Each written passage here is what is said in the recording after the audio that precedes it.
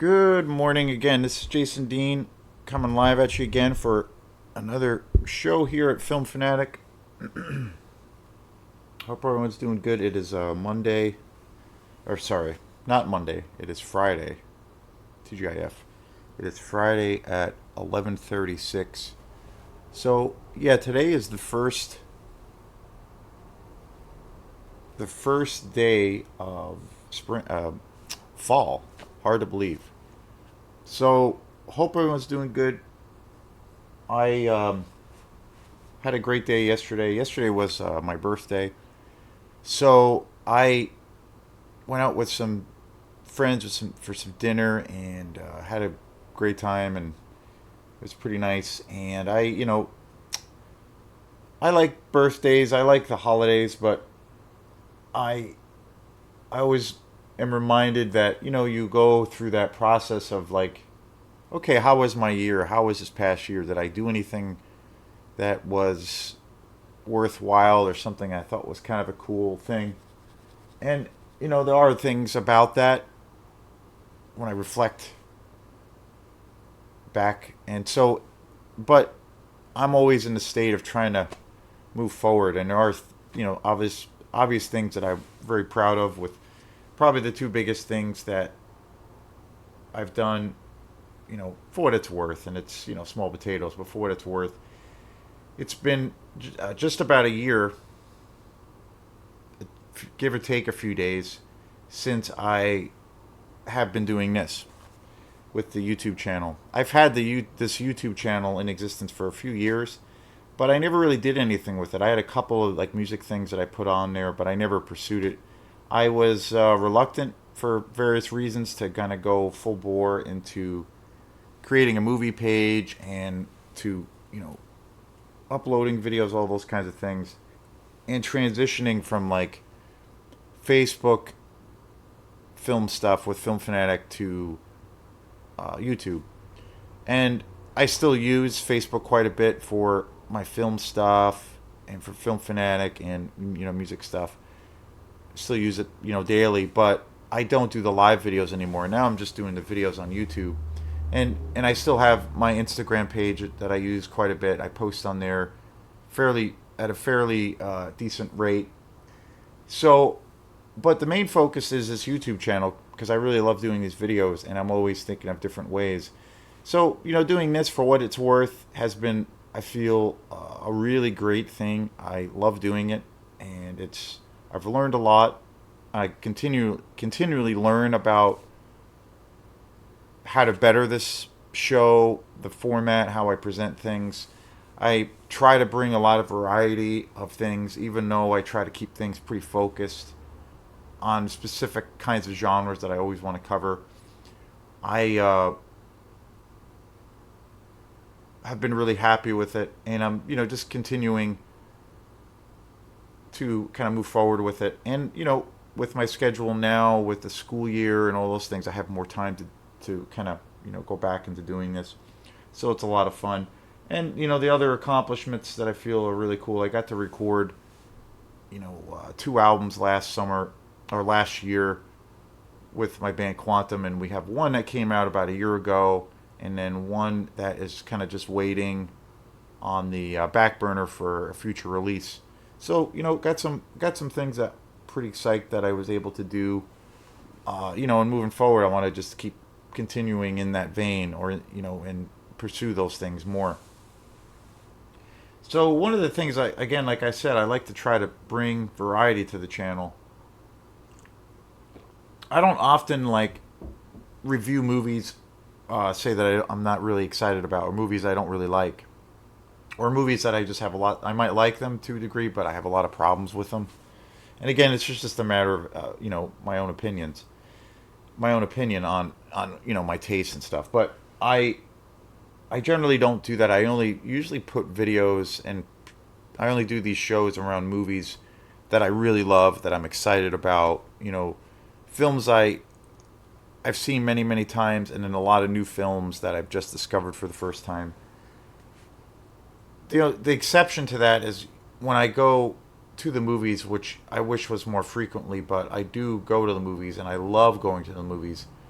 typically what I do is I always, whether it's a good experience or not a very good experience, I usually always do a review of that film or and just that experience. So I, in that case, I do just general reviews of, whether it's a thumbs up or a thumbs down for me. But I figured, because I've been buying a lot of movies, and I just recently went to this big giant sale that Opera House Video had in Belfast, you know, one of my favorite shops. And they had this big sale, and I bought a whole ton of movies.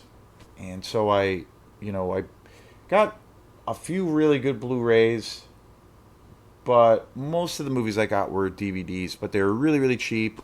And, I'm an avid collector. I love collecting all of this stuff. And the prices were great, so I just scooped up a whole bunch of movies. So what I'm going to be doing now is this will be the first video of this kind of new series. And this series is going to be, most of these shows are going to be set as premieres. They're going to be set in the future, recording them and uploading them, but they're going to be set as premieres. So they're not going to be like coming out, every couple of days kind of a thing. But basically what I wanted to do with this new thing is review all of the movies that I've seen in this collection that really weren't I don't know, I just didn't really enjoy, or I didn't really like, or I had a lot of problems with, or a lot of issues. And basically set that as a side thing. And the movies that I really love and that I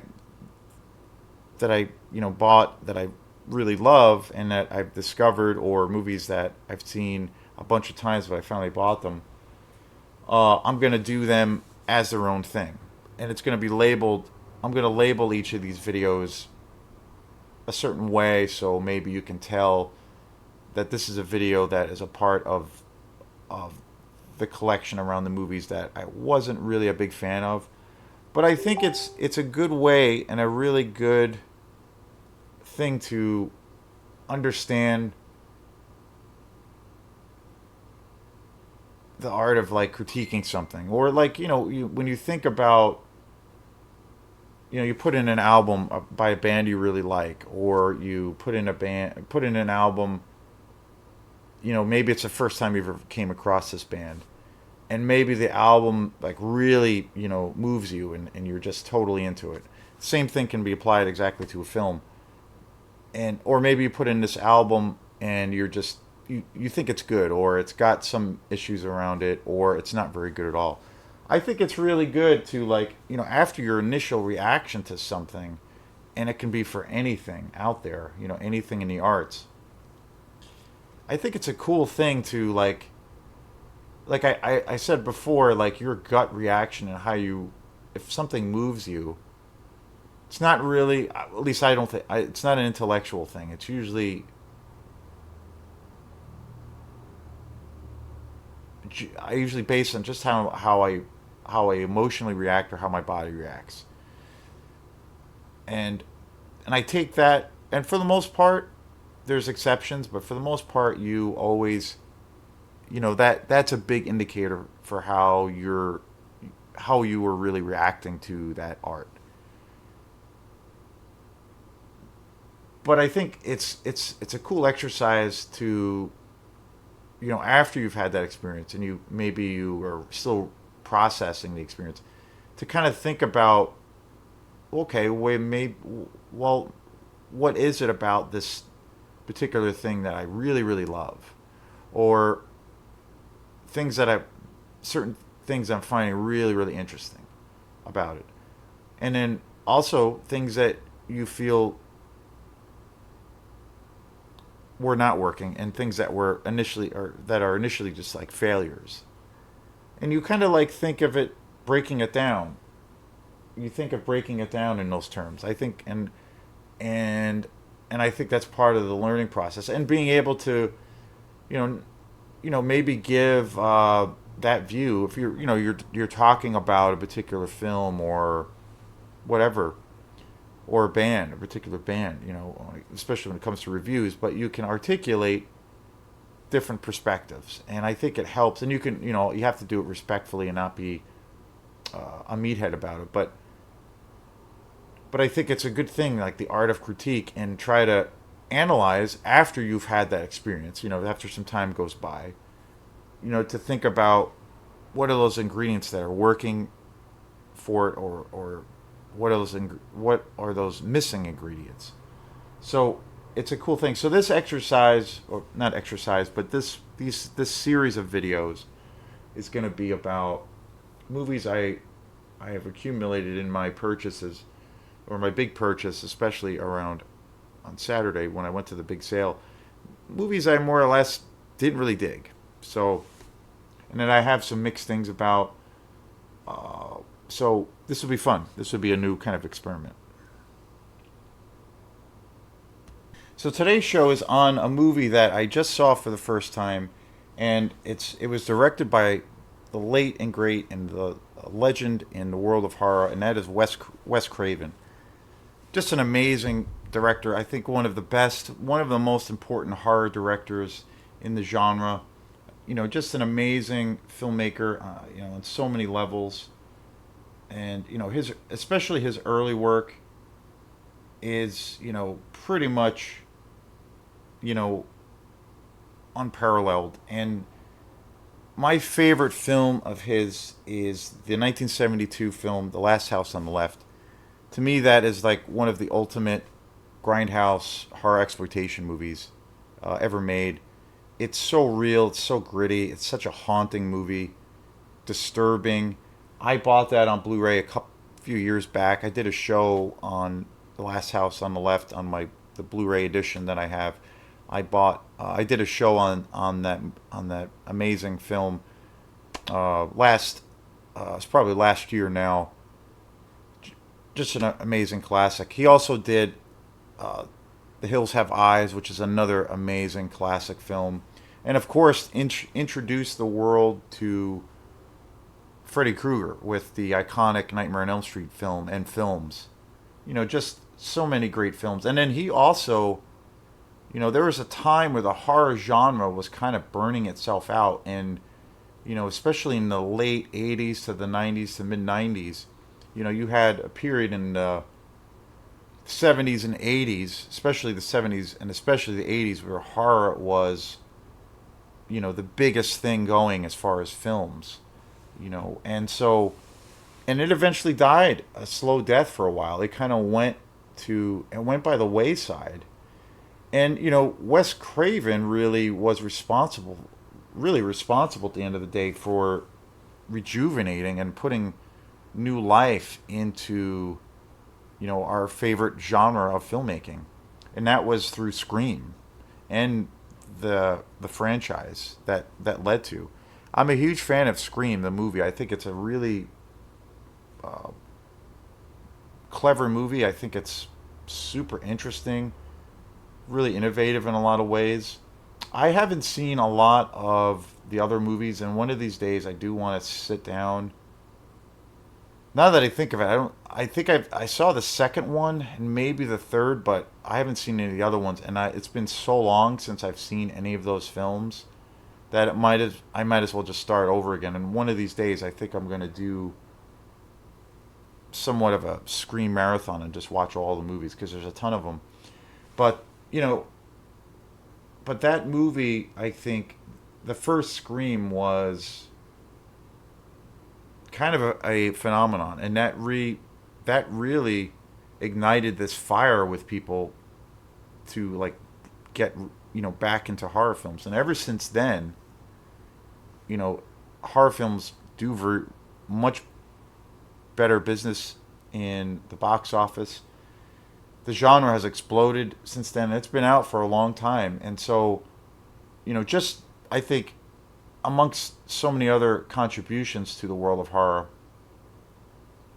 I think, even that alone is an example of just how, like, incredible he is, and such an important player for horror. I really think that if that movie didn't come along, and if he, if it wasn't wasn't for him and his actions with that film and what he did with that film, horror would probably be a very different thing now. And especially the commercial success of a lot of films. The market might even be a lot smaller than it is now. So very interesting time in history when that happened. And I remember when that movie came out, and I don't, like I said, I've always loved horror films, but I remember there was this big lull of when it seemed like there weren't any horror movies coming out, and the ones that were coming out were just kind of fading away quickly, or there wasn't much buzz about anything, and then eventually it seemed like there just wasn't any new ones coming out. And I remember when Scream came out, I remember seeing it in the theater, and I really liked it. It was generally a thrilling movie. It was really funny, and then it had some very cool slasher moments. It had the kind of the, you know, breaking breaking the fourth wall, like where it's tackling a lot of the funny kind of characteristics that horror movies took on. It's also like kind of poking fun at certain films, but then also making all these great references to all of these great horror classics.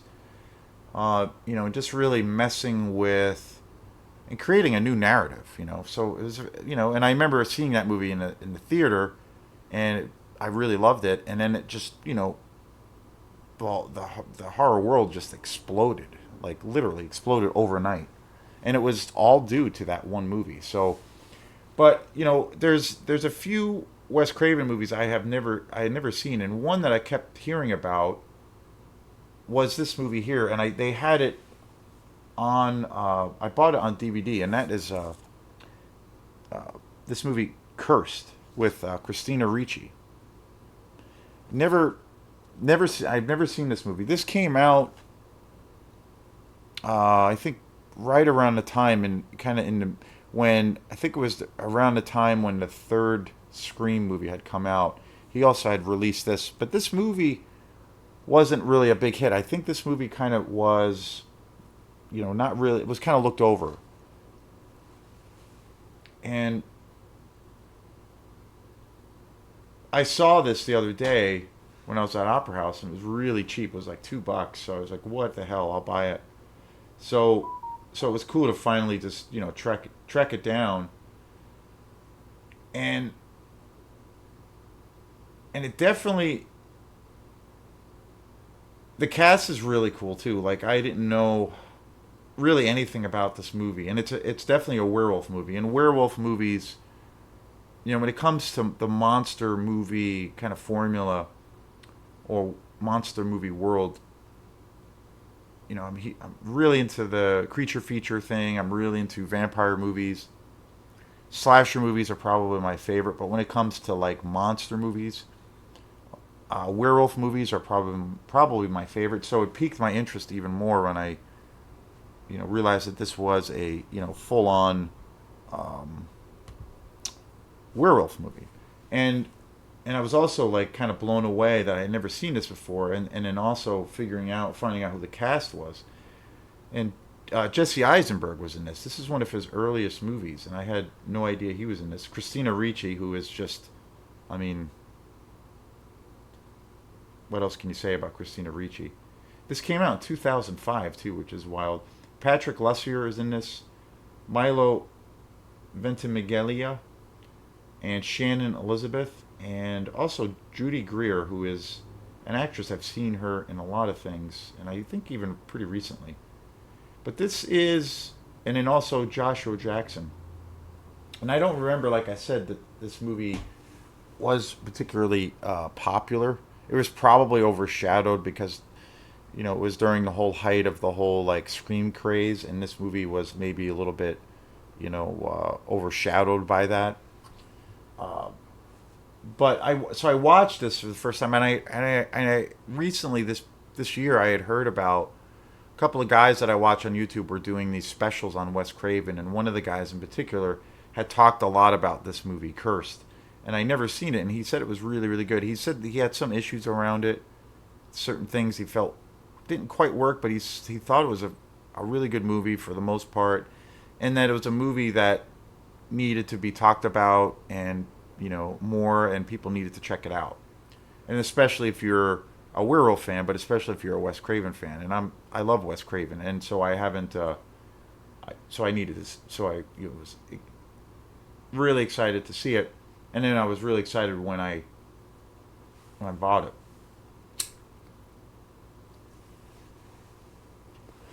And I watched it the other night, and I will say overall I really liked it. It's a really entertaining movie. It's it's very comical. There's some really funny moments in the film. There is the cast is really great. Some of the writing is really great. Some of the direction, obviously, because of Wes Craven being in control, is really, really great. And it's a little bit more of the tone of the film is a little bit more, well, might be the wrong thing to say, but it's kind of more of a light-hearted film to a degree. It's definitely a werewolf movie. It's definitely a horror movie, but it just has a little bit more of a quality of where it's a little on the lighter side of things. It's it's not meant to be. I feel like it's not meant to be taken seriously. It's not like in comparison to other werewolf movies that I think are just amazing. Like The Howling, which is like pretty serious, but it's like gory, and it's very dark, and it's like a serious tone. It's not a comedy. Or American Werewolf in London, for instance, amazing, amazing movie. Where that movie though is very much a comedy also, and a satire in a lot of ways. Maybe there's some parallels between those two things. It's an interesting thing. That movie I felt dealt with a little bit more of a taboo kind of a thing, but it had a little bit when it came to the horror aspect of it and the werewolf aspect. It was a little bit more serious and kind of terrifying, especially around it's got one of the most legendary transformation sequences ever in a werewolf movie, probably the greatest. And also, I'm a huge fan of Paul Naschy, who is a Spanish actor and director, you know, a legend in the world of horror exploitation. He made tons of werewolf movies that are just amazing, super schlocky, but just amazing. So lots of great films in the genre, but this movie was kind of light. It was kind of a black comedy. It was very funny. It was kind of whimsical, and it definitely was a horror film. And I liked it. I thought it was cool, and it had a little bit of a mystery around it after, kind of where this whole tale evolves to where these people are being killed and picked off, and then two of the lead actors actually get bitten by this werewolf creature, and they start turning into werewolves. But they're also trying to find a way to cure themselves, and then also try to figure out who this head werewolf is. And so it's like a little bit of a mystery on who that who the head werewolf is, and who is like in charge of who's basically causing all of this murder and mayhem. And it's for entertainment purposes, because it's a little bit lighter in tone. I thought it was good. I thought it was fun. I thought it was exciting, and again, I like the comedic elements. I like the chemistry with the cast. I thought the cast was really good. With Christina Ricci is always amazing.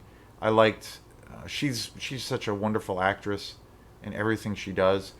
And I liked her with Jesse Eisenberg. I thought they had a really cool cast. He was really good in it. I like Jesse Eisenberg quite a bit, and I didn't know that he was in this movie until I put it on. So that was a surprise. And this is one of his first films, because this came out quite a few years ago. But cool chemistry. The action was pretty good. But the thing I have to say, where I was really, really disappointed with this film, and it actually was, for me personally, was so bad that it took me out of the film, and I was just like, I totally checked out was basically when they reveal who the kind of the, more or less the head who the head werewolf is, and along with that they show you this the monster, and they show you these like series of transformations, and it's like the CGI is so awful. It's some of the worst CGI that I've seen in a long time. It's really bad, and I was just like, why can't they just, why did they do that? Like, they had me for the most part in this movie, and it was, I like that it was original. I like that it was, it didn't take itself too seriously. It had some scary moments. It was funny. It had a good, had some good action, and it was shot really well. It was good. It was entertaining. But then when they present, as soon as they present the werewolf, and you find out who it is, or they start showing, there's also a series of where they start showing these the werewolf transformation, and the CGI is so bad. And I was just like, why did they do that? They could have easily have just used more emphasis on practical effects, or just totally, went that route. And I'm just like, I don't understand why, because this movie obviously has a huge, I mean, Wes Craven obviously started out in kind of the gritty world of, independent films, the gritty world of exploitation, working with no budget whatsoever, and but and then he became a household name, with the Nightmare on Elm Street films. So he commanded, huge budgets, and and Scream, huge budget. So unlimited resources as far as what he could put on the screen. And I'm just like amazed by, like, why did they do that? Why did they decide to go that route when, if you're making, you would think if you're making, if you're setting out and you want to be, and you want to tell a really great werewolf tale, or direct a really great movie about werewolves, you're gonna, I would think naturally you wanna, go back to those classics and check them out and reinvestigate, like, for instance, go watch American Werewolf in London again, and check it out again, and take note of the things of that film that make it so amazing. Any of the classic werewolf films, and especially when it comes to the transformation or the sequences of where they use, live action or effects. I mean, that's how you do it. If you watch American Werewolf in London, it's all like in camera. It's all practical effects. There's no CGI, and it's amazing. It's amazing. It looks like it came out. If you watch that movie now, it feels like it came out in 2023. So it just, to me, it's like, what was Wes Craven thinking, or what was the studio thinking when they have all of these amazing reference points that they could use for inspiration, and see how these guys pulled off this stuff for virtually no money in comparison to their own budget, and yet they fail completely in every way possible. And it was so disappointing. It was so disappointing because I was totally into it. I was totally along for the ride. But the minute that they did that, I was like, this looks so artificial and so fake, and it just took me out of the movie. And then there's the last 20 minutes of the film, it gets really bogged down and convoluted with the story a little bit. It's a little bit too long, but then there are there's a series of all of these big action sequences where they're trying to kill this werewolf, and they discover who this werewolf is, and there's like this big army of like police officers that are trying to kill the werewolf, and this whole big thing. And the CGI is just gets worse, just gets worse and worse. And finally, by that point, I was like checked out of this movie, and it pulled the rug so far from underneath me that I was like, I don't like this movie. I don't like this movie because it just was so obviously bad that it just took me out of the movie, even though I enjoyed it. It became such a big part. The CGI became such a big part of this film, especially the last act of the film, that it just took me out, and I was really disappointed. So at the end of the day, I didn't really like this movie. again, like I said in the beginning of the show, there's a lot of cool things about it, and I was definitely in it to win it. I thought the humor was great, the direction obviously was great, the music was great. I liked the tone of the film. It was super entertaining, great cast, great writing, I just lost it. It just, and it was due to the technology. And again, that's just why it's rare when people can pull it off, when studios and filmmakers can pull it off with really good CGI.